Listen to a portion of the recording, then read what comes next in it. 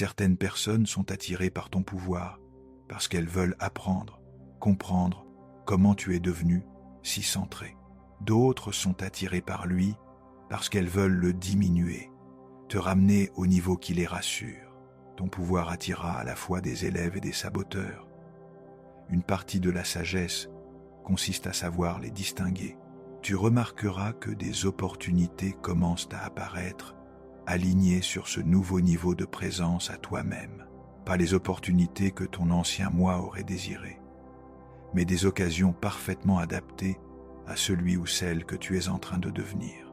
L'univers attendait que tu revendiques ton pouvoir pour te confier des expériences qui nécessitent ce pouvoir pour être traversées. Cette phase s'accompagne aussi d'une forme d'intrépidité qui n'a rien à voir avec l'absence de peur et tout à voir avec la volonté d'agir malgré elle. Tu réalises que la plupart de tes peurs n'étaient que des conséquences imaginaires liées à la désapprobation des autres. Et comme tu n'organises plus ta vie autour de l'approbation, ces peurs perdent leur emprise sur toi. Tu deviens prête à échouer publiquement, à faire des erreurs au grand jour, à te tromper et à rectifier le tir sans honte. Cette capacité à avancer tout en acceptant ton imperfection est l'un des signes les plus nets du pouvoir authentique. Ce pouvoir que tu découvres n'est pas quelque chose que tu as fabriqué. C'est quelque chose que tu as mis au jour. Il a toujours été là, enfoui sous des couches de conditionnement, de peur et de fausse identité. La phase puissante que tu traverses maintenant n'a fait que brûler tout ce qui le recouvrait. Jung dirait que tu as commencé à t'individuer, à devenir l'individu unique que tu as toujours été censé être, plutôt qu'une copie conforme de la collectivité. Et cette individuation, cette prise de ton pouvoir authentique, c'est ce pourquoi l'univers t'a préparé à travers toutes les épreuves que tu as traversées. Ton pouvoir n'a pas besoin d'être prouvé. Il n'a pas besoin d'être défendu. Il n'a pas besoin de convaincre qui que ce soit. Il est, et au moment où tu incarnes pleinement cette vérité, au moment où tu cesses de te demander si tu as vraiment le droit d'être aussi puissant, ta transformation devient irréversible. Tu n'es plus en train de devenir puissant. Tu es puissant. Et toute personne qui croisera ton chemin, à partir de maintenant le sentira, qu'elle l'accueille ou qu'elle y résiste. Prenons un moment pour intégrer ce que nous venons d'explorer. Assieds-toi en silence. Ferme les yeux si tu le souhaites. Pose ta main gauche sur ton abdomen, ta main droite sur ton cœur. Respire lentement. Laisse ta respiration descendre jusqu'au ventre, sans le mouvement sous ta main gauche. Maintenant, pense à un moment récent où tu as dit oui alors que tout en toi voulait dire non. Laisse cette mémoire remonter sans te juger, simplement l'observer. Remarque ce que tu ressens dans ton corps en ce moment. Une contraction dans l'estomac, une lourdeur dans les épaules, ou peut être une légèreté nouvelle maintenant que tu nommes ce qui s'est passé. Respire encore. Ce moment passé n'est pas une faute, c'est une donnée, une information sur la distance qui existait alors entre ton ego et ton soi profond. 3 respirations lentes et reviens à ton propre rythme.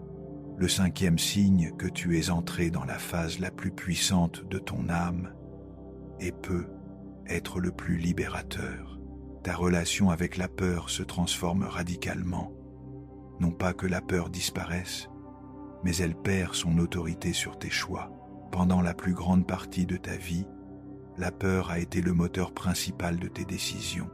La peur du rejet façonnait les masques que tu portais. La peur de l'échec déterminait les rêves que tu poursuivais ou abandonnais. La peur du jugement influençait la façon dont tu t'exprimais. La peur de la solitude te maintenait dans des relations qui ne te nourrissaient pas.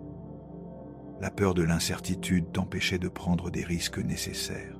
Jung voyait la peur comme le principal mécanisme de défense de l'ego, sa façon de protéger une identité fragile de tout ce qui menace de la bouleverser ou de la détruire.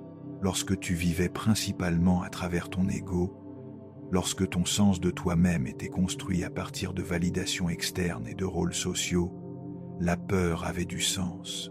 Elle était le système d'alarme d'une maison de cartes.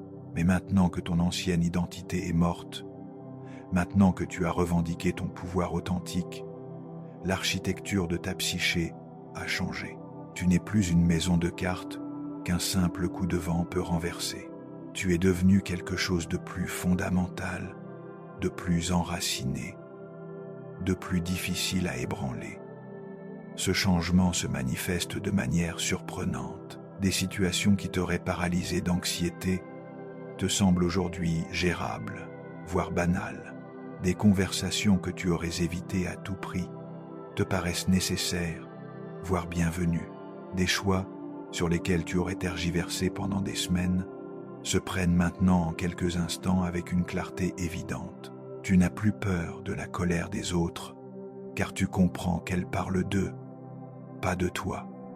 Tu n'as plus peur du rejet, car tu as cessé de l'interpréter comme un verdict sur ta valeur. Tu n'as plus peur de l'échec, car tu as redéfini ce que ce mot signifie.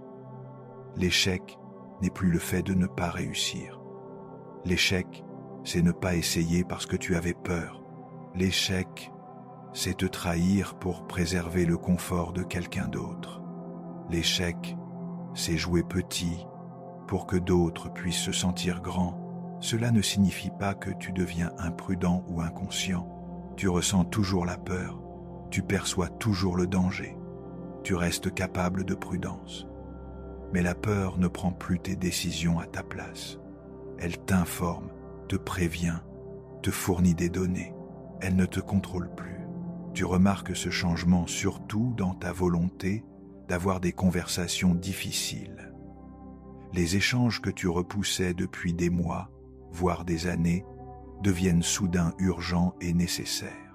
Tu te surprends à dire des vérités que tu gardais en toi, à poser des limites que tu évitais, à demander ce dont tu as besoin au lieu d'espérer que les autres le devinent par magie. La peur de ces conversations ne disparaît pas, mais ta relation à cette peur a changé. Au lieu de la voir comme un panneau stop, tu y vois désormais le signe que tu t'apprêtes à faire quelque chose d'important, quelque chose qui va élargir ta capacité à vivre dans l'authenticité. La dissolution de la peur se reflète aussi dans la façon dont tu te présentes au monde. Tu cesses de soigner ton image au millimètre. Tu ne filtres plus chaque mot avant de le prononcer. Tu arrêtes de jouer le personnage que tu penses que les autres attendent, non pas parce que l'opinion des autres t'est complètement indifférente, mais parce que ton intégrité a désormais plus de valeur pour toi que leur approbation. Cela crée un paradoxe. Moins tu essaies d'être aimé, plus tu deviens magnétique. Moins tu joues un rôle, plus tu attires des connexions authentiques. Moins tu caches ce que tu considères comme des défauts, plus les gens te font confiance avec les leurs. Jung parlait de cela comme de l'intégration de l'ombre, l'acceptation et l'intégration des parts de toi que tu as appris à rejeter. Quand tu cesses d'avoir peur de ta propre obscurité, quand tu cesses de cacher tes imperfections, quand tu cesses de prétendre être plus éclairé ou plus parfait que tu ne l'es, tu deviens entier. Et l'entièreté est infiniment plus attirante que n'importe quelle perfection fabriquée. Tu deviens également moins effrayé par la perte. Relations, possessions, statuts, projets, tu les tiens tous plus légèrement. Non pas parce qu'ils ne comptent plus, mais parce que tu comprends qu'agripper quelque chose par peur de le perdre revient déjà à l'avoir perdu. Ce lâcher-prise crée un espace pour que ce qui est vraiment pour toi puisse entrer sans que tu l'étouffes par ton besoin de contrôle. La peur de la mort elle-même peut se transformer durant cette phase. Tu ne deviens ni suicidaire ni imprudent, mais la terreur existentielle qui accompagnait les pensées sur ta propre mortalité commence à se détendre. Tu es déjà mort une fois, psychologiquement, et spirituellement. Tu as déjà expérimenté la dissolution de tout ce que tu croyais être. La mort physique, quand elle viendra, sera simplement une autre transition, pas l'anéantissement que ton ego redoutait. Cette transformation de ta relation à la peur est l'un des signes les plus tangibles de ton entrée dans un pouvoir réel. Car le pouvoir et la peur ne peuvent pas coexister dans le même espace. À mesure que ton pouvoir authentique grandit, la peur doit reculer, pas d'un seul coup, pas totalement, mais de façon systématique et visible. Tu sauras que ce changement a eu lieu quand tu te surprendras à faire des choses que ton ancien moi n'aurait jamais pu faire. Parler dans des situations où tu serais resté silencieux, quitter ce qui ne te sert plus, même si c'est confortable. Te diriger vers ce qui t'appelle, même si c'est incertain. La dissolution de la peur ne te rend pas sans peur. Elle fait de toi quelqu'un qui vit avec moins de peur, moins contrôlé par elle, moins organisé autour d'elle. Et cette libération progressive de la domination de la peur devient la fondation de la prochaine phase de ta transformation. Le 6e signe que tu es entré dans la phase la plus puissante de ton âme est l'émergence d'un appel irrésistible vers quelque chose que tu ne peux décrire que comme ta raison d'être. Pas un métier ou un objectif, une vocation qui donne l'impression d'avoir attendu ton arrivée toute ta vie. Cet appel ne vient pas toujours avec une clarté nette. Tu n'es pas forcément capable de nommer ce vers quoi on t'appelle. Tu peux ne pas avoir de plan, pas de feuille de route, pas même une vision claire. Mais tu le sens, cette force magnétique qui tire sur ta conscience, murmurant qu'il y a quelque chose que tu es censé faire, quelque chose que toi seul peux apporter, quelque chose qui requiert exactement la personne que tu es devenue à travers toute la transformation que tu as traversée. Jung voyait dans l'individuation cette finalité ultime, devenir ce que tu es de façon unique, afin d'offrir ton don unique au collectif. Il comprenait que chaque âme porte en elle un potentiel qui cherche à s'actualiser, une raison d'être qui veut s'exprimer, une contribution que seule cette configuration particulière de conscience peut offrir. Pendant des années, voire des décennies, tu as été déconnecté de cette sensation de but profond. Tu vivais selon les définitions des autres de ce qu'est une vie réussie. Tu suivais des chemins tout tracés. Tu poursuivais des objectifs qui étaient censés compter, mais qui ne résonnaient jamais complètement avec ton être le plus profond. Mais maintenant, ton ancienne identité étant morte et ton pouvoir authentique étant revendiqué, un espace s'est ouvert pour que ta véritable raison d'être émerge. Et elle le fait souvent de manière inattendue. Tu peux te surprendre à t'intéresser passionnément à des sujets qui ne t'avaient jamais attiré auparavant. Être attiré par des personnes qui travaillent dans des domaines très éloignés de ton expertise actuelle. Ressentir l'élan d'apprendre des compétences qui semblent aléatoires, sans rapport avec quoi que ce soit de rentable. Ton âme rassemble du matériau, assemble des outils, te prépare à un travail que ton esprit conscient ne connaît pas encore. Cette phase est marquée par ta volonté de suivre des élans qui semblent irrationnels. Tu t'inscris à un atelier qui ne correspond à aucune logique dans ta carrière. Tu te lances dans un projet créatif sans plan pour le monétiser.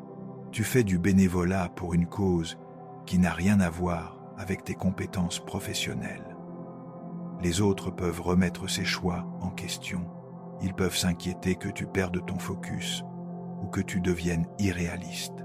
Mais tu as appris à faire confiance à la guidance invisible qui opère sous le niveau de la pensée rationnelle. Tu comprends maintenant que l'âme travaille par attraction, par élan magnétique, par chuchotement et intuition que l'esprit logique ne peut pas décoder. Tu découvres que la raison d'être ne vient pas de la décision de ce que tu devrais faire. Elle émerge du fait de suivre ce que tu ne peux pas ne pas faire. Elle n'est pas choisie, elle est reconnue, elle n'est pas construite, elle est dévoilée. Tu commences à remarquer des motifs dans ce qui capte constamment ton attention, des thèmes qui reviennent dans tes conversations, tes lectures, tes centres d'intérêt, des problèmes que tu remarques sans cesse et que les autres semblent ignorer, des questions que tu te poses encore et encore alors que les autres ne semblent pas préoccupés. Ces motifs sont des indices. Ta raison d'être se révèle à travers ce qui t'engage naturellement, ce qui te dérange profondément, ce qui appelle spontanément tes talents sans que tu aies besoin de te forcer. Jung remarquait souvent que la raison d'être d'une personne est encodée dans ses blessures. Les mêmes expériences qui t'ont brisé ont aussi ouvert en toi des espaces qui te permettent de voir ce que d'autres ne voient pas, de comprendre ce que d'autres ne comprennent pas, d'offrir ce que d'autres ne peuvent pas offrir. Le traumatisme que tu as vécu a peu être développé en toi une profondeur d'empathie qui devient ton don. Le rejet que tu as subi t'a peu être appris quelque chose sur l'appartenance que tu es destiné à partager. La confusion que tu as traversée a peu être forgé en toi une clarté dont d'autres ont désespérément besoin. Ta raison d'être n'est pas séparée de ta douleur. Elle est souvent construite directement à partir de la matière brute de ce qui avait tenté de te détruire. Durant cette phase, tu peux expérimenter ce que Jung appelait des synchronicités de plus en plus fréquentes, des coïncidences pleines de sens qui semblent trop parfaites pour être fortuites. Tu penses à quelqu'un et il t'appelle. Tu as besoin d'une information précise et le bon livre s'ouvre à la bonne page. Tu hésites sur une décision et l'univers t'envoie un signe évident. Ces synchronicités sont la manière dont l'univers te confirme que tu es sur la bonne voie. Ce sont des miettes de pain qui te guident vers ta raison d'être, des validations externes d'un savoir interne. À mesure que tu te rapproches de ta raison d'être, tu remarques que tu as plus d'énergie, pas moins. Même lorsque tu travailles plus dur que jamais, tu te sens plus vivant, parce que tu investis enfin ta force vitale dans quelque chose qui correspond à ta véritable fréquence. Tu ne pousses plus à contre-courant de toi-même, tu vas dans le sens de ton propre courant. Et cet état de flux, cet alignement entre qui tu es et ce que tu fais, c'est ce dont ton âme a manqué toute ta vie. L'appel magnétique vers ta raison d'être est la manière qu'a l'univers de te dire « Tu es prêt maintenant. Tu as été préparé, tu as été affiné. Il est temps d'offrir ce que toi seul peux offrir. » Il y avait une thérapeute, 56 ans, qui avait exercé pendant 25 ans avec compétence et dévouement. De l'extérieur, sa vie professionnelle était exemplaire. Mais depuis plusieurs mois, une inquiétude sourde s'était installée. Une tension légère mais persistante entre les sourcils, visible chaque matin dans le miroir. Elle ne comprenait pas son origine. Elle aimait son travail. Elle aidait des gens. Alors pourquoi cette sensation d'être légèrement à côté d'elle-même, comme si elle regardait sa propre vie depuis un angle légèrement décalé?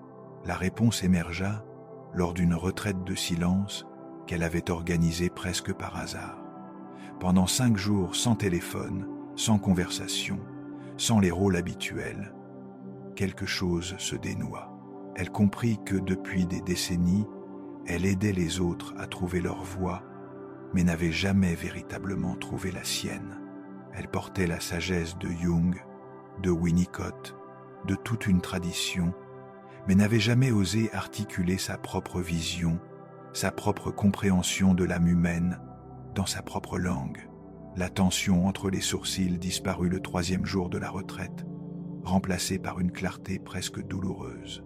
Elle commença à écrire, non pas des notes cliniques, mais des réflexions profondes sur la nature de la transformation. Elle ne savait pas où cela mènerait. Elle n'avait pas de plan. 2 ans plus tard, elle avait créé un espace de travail philosophique et psychologique hybride qui ne ressemblait à rien de ce qui existait. Des listes d'attente s'étaient formées spontanément. Des gens venaient de partout en Europe. Elle gagnait moins qu'avant, mais décrivait chaque journée comme l'accomplissement de quelque chose qu'elle avait porté en elle toute sa vie, sans jamais savoir comment le nommer. Ce que sa retraite lui avait enseigné, c'est que parfois la raison d'être à temps dans le silence que nous n'avons jamais osé habiter. Le 7e et dernier signe, que tu es entré dans la phase la plus puissante de ton âme, est ce sentiment profond d'avoir enfin retrouvé le chemin de chez toi, en toi-même. Après toute cette mort, cette clarté, cet effondrement, ce pouvoir, cette dissolution de la peur et cet appel vers ta raison d'être, tu arrives dans un lieu de paix intérieure qui n'a rien à voir avec tes circonstances extérieures. Ce retour à la maison n'est pas un endroit, c'est un état d'être. C'est la sensation que tu habites enfin ta propre vie, que tu n'es plus un visiteur dans ton existence, que la personne qui vit ta vie, c'est vraiment toi, et non une version construite pour plaire, éviter ou jouer un rôle. Jung a passé toute sa vie à essayer de guider les êtres vers ce retour à soi, le voyant comme l'accomplissement ultime de la conscience humaine, devenir pleinement soi-même, s'individuer complètement, incarner la totalité de ce que l'on est vraiment, plutôt qu'un fragment trié pour être socialement acceptable. Ce retour à toi-même s'accompagne d'une qualité de reconnaissance de soi difficile à décrire à quelqu'un qui ne l'a pas vécu. C'est comme le moment dans un film où un personnage amnésique se souvient soudain de qui il est. Sauf qu'ici, tu te souviens de qui tu as toujours été, sous toutes les couches d'oubli. Tu te reconnais dans le miroir comme jamais auparavant, pas seulement physiquement, mais énergétiquement. Les yeux qui te regardent sont enfin vraiment les tiens. La vie que tu vis est enfin vraiment la tienne. Les choix que tu fais sont enfin vraiment les tiens. Cela ne veut pas dire que tout est parfait ou que tu n'as plus de problème. Cela signifie que tu es présent à ta vie d'une manière qui n'existait pas avant. Tu ne te regardes plus à distance en train de te critiquer et de te juger à chaque mouvement. Tu habites réellement ton expérience. Tu ressens tes émotions, tu penses tes pensées, tu vis tes instants, le comité interne qui dirigeait ta vie, toutes ces voix intériorisées de parents, de professeurs, de critiques et de juges a été congédiée. Elles peuvent encore apparaître de temps en temps, mais elles n'ont plus de droit de vote sur tes décisions. Il y a désormais une hiérarchie claire, et ton moi authentique se trouve en haut, prenant les décisions finales sans avoir besoin de consensus. Ce retour à la maison s'accompagne d'une profonde détente. Ton système nerveux, qui a été plus ou moins en alerte pendant des années ou des décennies, se régule enfin. Tu n'es plus en hypervigilance, à scanner en permanence les menaces pour ton identité fragile, à analyser les réactions des autres pour vérifier si tu es acceptable, à te préparer au prochain jugement ou rejet. Tu peux enfin te reposer, pas seulement physiquement, mais mentalement et spirituellement. Tu es chez toi, et chez toi est sûr, parce que chez toi c'est toi. Et tu as enfin appris à être de ton propre côté. Les relations se transforment à ce stade. Tu cesses de chercher la complétude à travers l'autre pour rechercher la compagnie d'autres personnes complètes. Elles aussi, tu cesses d'essayer de te fusionner avec tes partenaires et tu les rencontres en tant que personne entière faisant face à une autre personne entière. Tu n'as plus besoin que les autres comblent tes manques, tu les invites à danser avec ton entièreté. Ce changement rend possible une forme d'amour véritablement mature. Ce que Jung appelait la conjunctio, l'union de deux âmes individuées, non pas deux moitiés qui forment un tout, mais deux tout qui créent ensemble quelque chose de plus grand que chacun séparément. Ta relation à la solitude se transforme également. Le temps seul n'est plus quelque chose que tu subis en attendant le prochain rendez-vous ou la prochaine distraction. C'est un espace sacré où tu te reconnectes à toi-même, où tu entends ta propre voix, où tu te souviens de qui tu es sous tous les rôles et toutes les relations.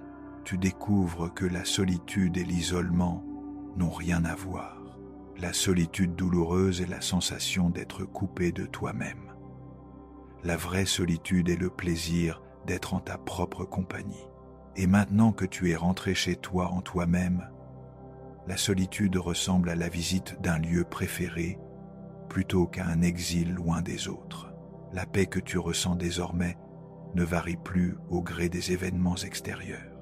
Oui, tu continues à ressentir toute la palette des émotions humaines.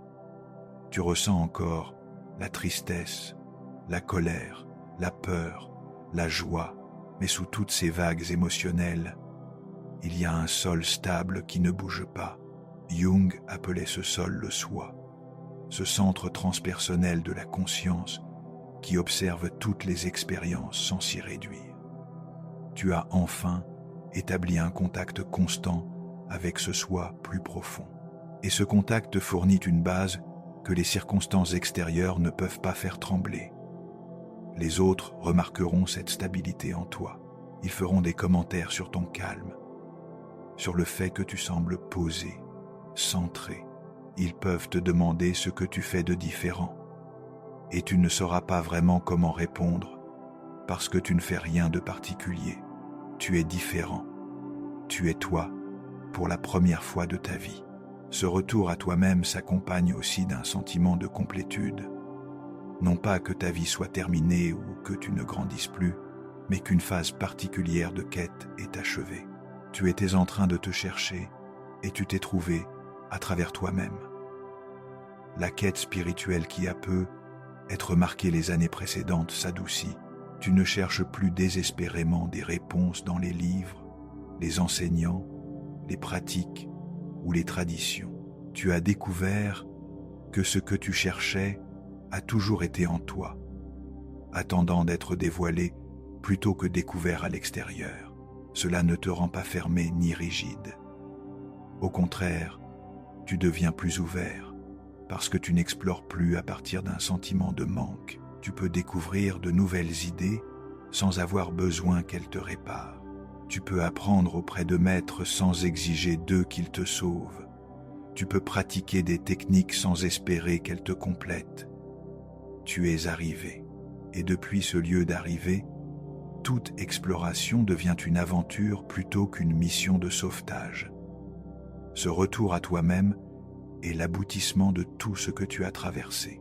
Chaque épreuve t'y a préparé, chaque perte a libéré de l'espace pour cette reconnaissance. Chaque effondrement a été en réalité une percée déguisée en destruction.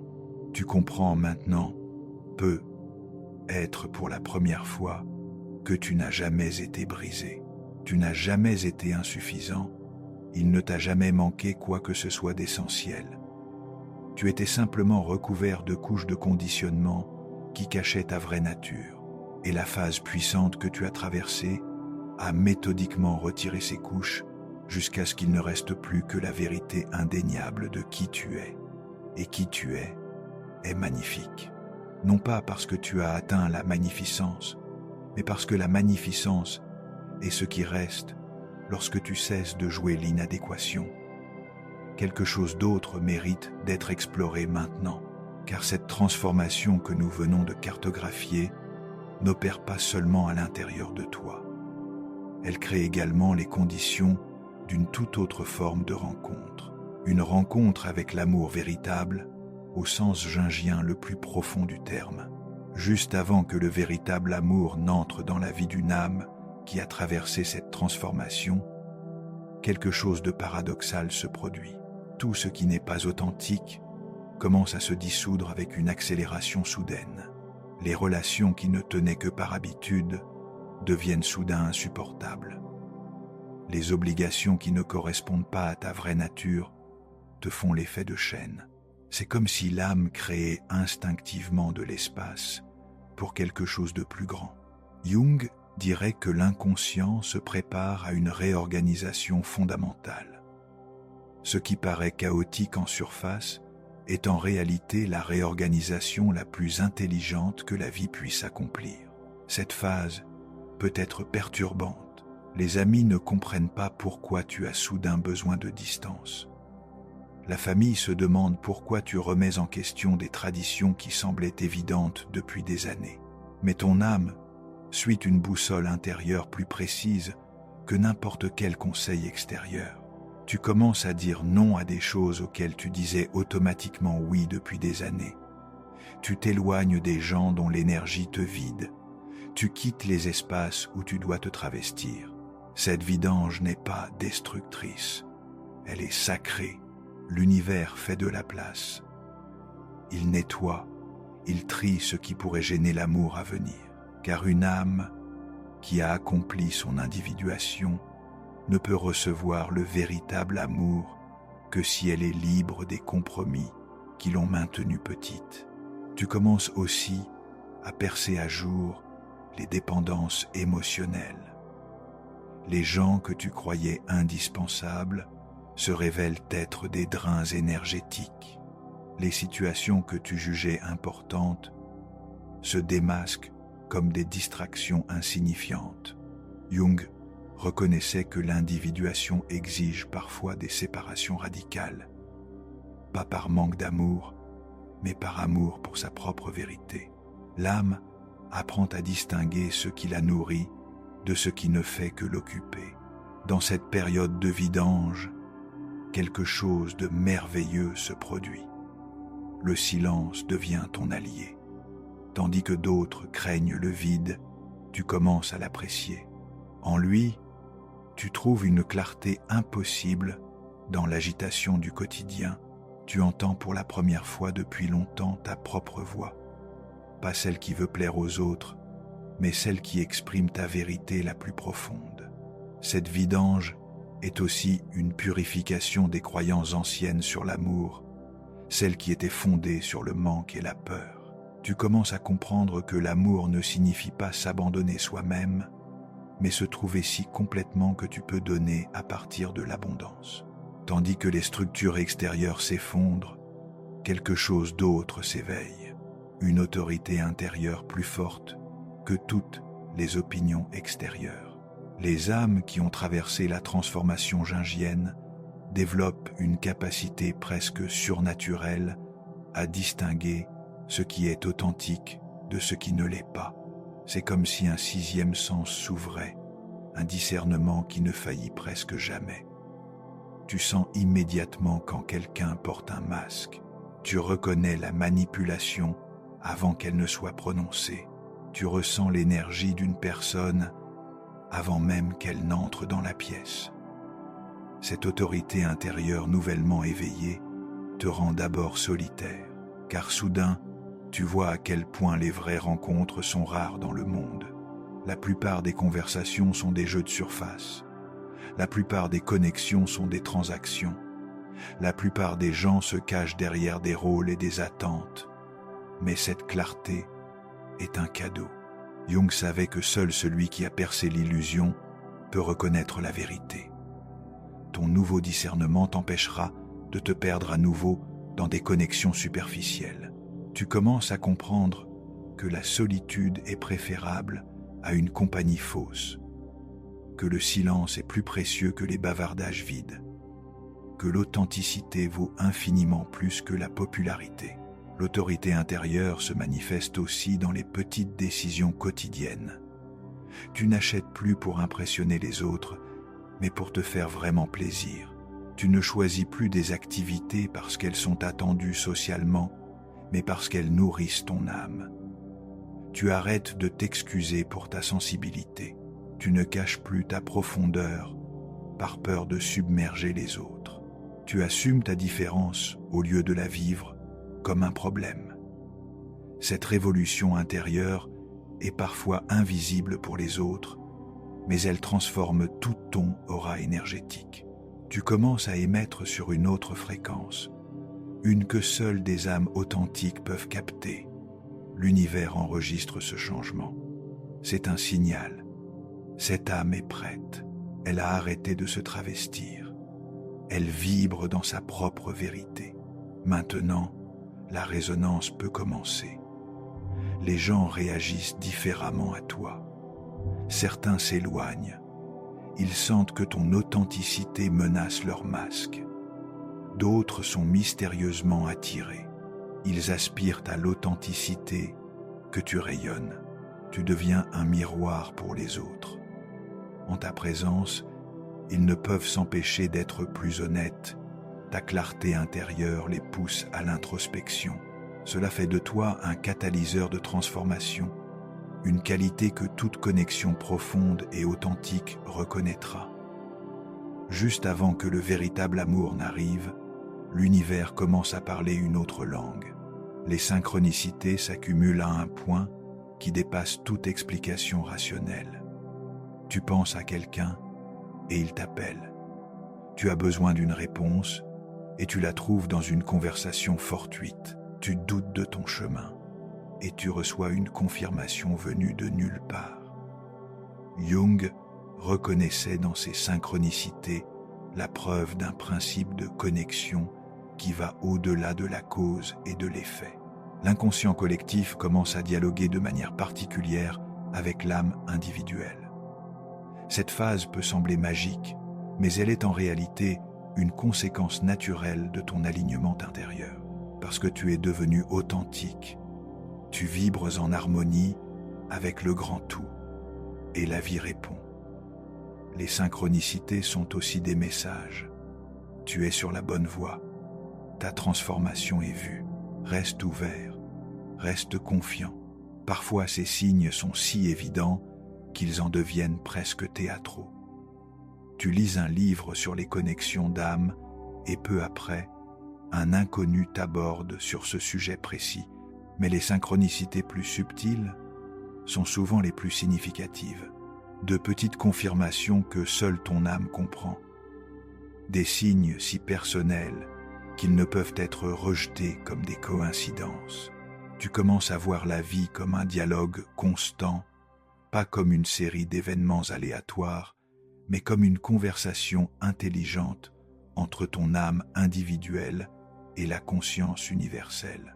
Cette nouvelle façon de percevoir te prépare à la grande synchronicité, car quand deux âmes, toutes deux dans cet état d'alignement, se rencontrent, quelque chose dans l'univers vibre de confirmation. Tu apprends aussi à distinguer les vraies synchronicités du simple désir, de voir des signes là où il n'y en a pas. Les vrais signes ont une qualité particulière. Ils sonnent justes, pas forcés. Ils ouvrent des portes au lieu de les claquer. Ils apportent la paix, pas la confusion. Dans les mois précédant la grande rencontre, l'âme commence à se purifier énergétiquement. Les vieux blocages émotionnels se dissolvent comme par eux-mêmes. Les traumatismes refoulés depuis des années remontent à la surface, non pour tourmenter, mais pour être guéris. C'est comme si l'inconscient ouvrait ses archives et triait tout ce qui pourrait gêner l'amour à venir. Jung appelait ce processus le voyage nocturne de l'âme, un voyage profond à travers ses propres ombres pour ressurgir purifié. Cette purification peut être intense.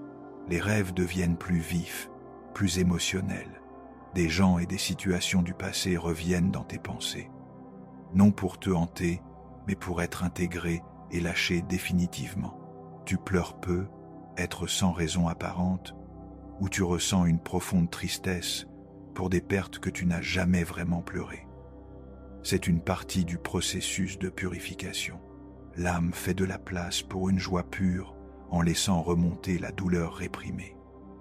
Physiquement, cela peut se manifester par de la fatigue. Tu as besoin de plus de sommeil, de plus de pause. C'est normal. La transformation est épuisante. Tout ton système énergétique se réorganise. C'est comme un organisme qui se défragmente lui-même de l'intérieur. La purification se manifeste aussi dans des besoins transformés. Tu as peu, être moins envie de distraction et plus faim de silence. Les divertissements superficiels t'ennuient. Tu cherches des rencontres avec de la profondeur et de la substance. Ton corps devient plus sensible. Tu ne supportes soudain plus certains aliments. Tu as besoin de plus de temps dans la nature. Tu ressens les énergies des autres plus intensément qu'avant. Tout cela sont des signes que ton système s'affine pour quelque chose de nouveau. Ce nettoyage énergétique n'est pas une thérapie au sens conventionnel. C'est une guérison spontanée initiée par la vie elle-même. Tu n'as pas besoin de forcer quoi que ce soit. Tu dois simplement permettre ce qui se passe et faire confiance que chaque douleur qui remonte te rapproche de ta libération. Les vieux schémas qui t'ont saboté dans les relations passées deviennent visibles et se dissolvent. Les peurs de blessures qui t'ont retenu se transforment en courage de vulnérabilité. Les croyances d'indignité sont remplacées par un profond amour de soi. Jung comprenait que cette purification ne se produit pas au hasard. Elle suit une sagesse intérieure qui sait exactement ce qui est nécessaire. Chaque blocage résolu fait place à plus d'amour. Chaque douleur guérie fait place à plus de joie. Chaque peur intégrée fait place à plus de confiance. Puis vient le moment vers lequel tout a convergé. Tu commences à t'accepter complètement, pas comme un projet à améliorer, pas comme un problème à résoudre, mais comme une création parfaite, exactement telle qu'elle est. Cette acceptation de soi ne doit pas être confondue avec la complaisance ou la stagnation. C'est la reconnaissance profonde que tu es digne d'amour, non à cause de tes accomplissements, non malgré tes faiblesses, mais simplement parce que tu existes. Jung reconnaissait dans cette acceptation radicale de soi la clé de toutes les relations authentiques. Seul celui qui s'aime sans division peut être aimé sans division. Seul celui qui a intégré ses propres ombres peut voir les ombres de l'autre sans projection. Tu arrêtes de te comparer aux autres. Tu arrêtes de te juger pour ton passé. Tu arrêtes de t'excuser pour tes particularités. Cette libération de l'autocritique transforme toute ton aura. Les gens commencent à te voir différemment. Ils sentent ta nouvelle intégrité. Ils se sentent plus détendus en ta présence parce que tu ne t'efforces plus d'être quelqu'un d'autre. Ton authenticité leur donne la permission d'être plus authentiques. Eux aussi, cette acceptation de soi se manifeste dans de petits gestes. Tu t'accordes du temps pour des choses qui te font plaisir, sans culpabilité. Tu dis non sans justification. Tu dis oui sans doute. Tu développes une nouvelle forme de soin de toi-même. Pas le genre superficiel qui vise à impressionner les autres, mais le genre profond qui naît de l'amour de soi. Tu nourris ton corps, ton esprit, ton âme, non par devoir, mais par joie. Tu deviens alors un aimant pour l'amour. Pas le genre qui naît du manque, mais le genre généreux qui coule de l'abondance. Les gens sentent ta complétude et en sont attirés. Seul un certain type d'âme pourra pleinement comprendre et honorer cette fréquence. L'acceptation de soi t'apprend aussi à recevoir l'amour. Beaucoup de gens peuvent donner, mais pas recevoir. Tu apprends que c'est tout aussi important de recevoir l'amour que de le donner. Cet équilibre te prépare à un partenariat entre deux âmes égales, deux êtres individués qui se choisissent non par besoin, mais par désir de créer ensemble quelque chose de plus grand que ce que chacun peut être seul. Juste avant que le véritable amour n'arrive, les rêves commencent à changer. Pas seulement leur intensité, mais toute leur qualité. Jung, pionnier de l'interprétation des rêves, reconnaissait dans ce tournant onirique l'un des indicateurs les plus sûrs de transformation psychique imminente. Les rêves deviennent plus vifs, plus symboliques, plus significatifs. Tu rêves peu, être de visages inconnus qui te regardent pourtant avec familiarité, de lieux que tu n'as jamais visités mais qui te font l'effet d'un foyer, de rencontres si réelles que tu es déçu au réveil. Ces rêves sont plus que des fantaisies nocturnes, ce sont des messages de l'inconscient collectif, des ombres portées de la réalité à venir. L'inconscient commence à te préparer à la grande rencontre en te montrant ce qui est possible. Parfois, tu rêves de personnes qui incarnent des qualités importantes de la connexion à venir. Pas comme une prédiction exacte, mais comme une préparation énergétique. Ton âme s'exerce en quelque sorte à s'ouvrir à ce type de connexion.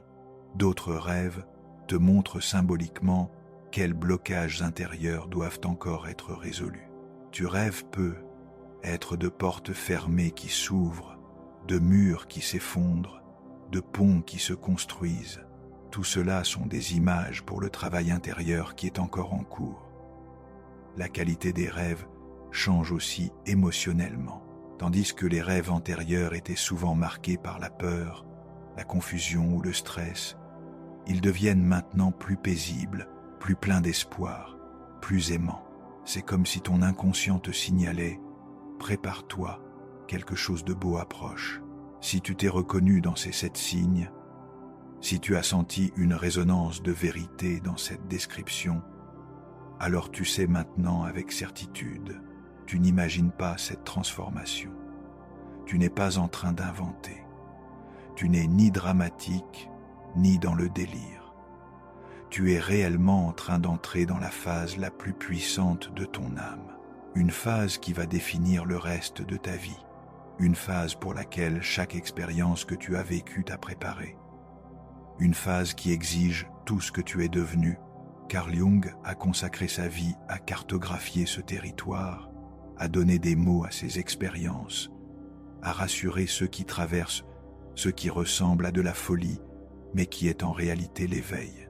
Il avait compris que la transformation authentique est rarement confortable, rarement soutenue par l'entourage, rarement comprise tant qu'elle n'est pas achevée. Mais il savait aussi que cette transformation est le but même de l'existence humaine. Devenir ce que tu es vraiment. Exprimer ta configuration unique de conscience. Offrir ton don irremplaçable au tout. Tu es sur ce chemin maintenant, pas au début, mais déjà en plein milieu, au-delà du point de non-retour. La personne que tu étais ne reviendra jamais. La vie que tu avais ne pourra jamais être reconstruite à l'identique. Tu ne peux qu'avancer vers celui ou celle que tu es en train de devenir. Et la personne que tu es en train de devenir est exactement celle dont le monde a désespérément besoin. Pas la version jouée que tu offrais auparavant, pas le fragment acceptable que tu présentais, mais la version entière, authentique, puissante qui émerge à travers toi maintenant. C'est ton moment, c'est ton émergence. C'est la phase la plus puissante de ton âme. Bienvenue chez toi en toi-même. Bienvenue dans ton pouvoir. Bienvenue dans ta raison d'être. Si cette exploration t'a trouvé au moment parfait, si ces mots ont parlé directement à ton expérience, je t'invite à partager en commentaire lequel de ces 7 signes résonne le plus avec là où tu en es aujourd'hui. Ton témoignage pourrait être la confirmation dont quelqu'un d'autre a besoin pour faire confiance à sa propre transformation. Abonne-toi pour continuer d'explorer les profondeurs de la conscience, les mystères de la transformation et le pouvoir de devenir pleinement toi-même. Car ce chemin, même s'il est profondément personnel, n'est pas fait pour être parcouru seul. Ton éveil sert l'éveil des autres. Ta transformation rend possible la transformation de ceux qui cherchent encore leur chemin. Portez votre lumière dans vos zones d'ombre. Merci d'avoir exploré l'esprit avec nous. À bientôt sur l'esprit de Jung. Si ce voyage au cœur de l'esprit résonne en vous, abonnez-vous pour poursuivre cette exploration ensemble.